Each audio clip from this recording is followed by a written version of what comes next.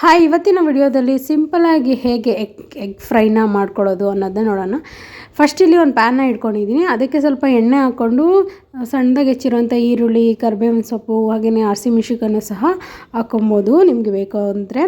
ಆನಂತರ ಅದು ಚೆನ್ನಾಗಿ ಫ್ರೈ ಮಾಡಾದ್ಮೇಲೆ ಸ್ವಲ್ಪ ಶುಂಠಿ ಬೆಳ್ಳುಳ್ಳಿ ಪೇಸ್ಟ್ನ ಹಾಕ್ಕೊಂಡು ಫ್ರೈ ಮಾಡಿಕೊಂಡು ಆನಂತರ ಒಂದು ಟೊಮೆಟೊನ ಹಚ್ಚಿಟ್ಕೊಂಡಿರೋದನ್ನ ಹಾಕ್ಕೊಬೇಕು. ಇದು ಡ್ರೈ ಆಗಿರುತ್ತೆ, ಸ್ವಲ್ಪ ಸೆಮಿ ಗ್ರೇವಿ ಥರ ಲೈಟಾಗಿರುತ್ತೆ ಅಷ್ಟೇ.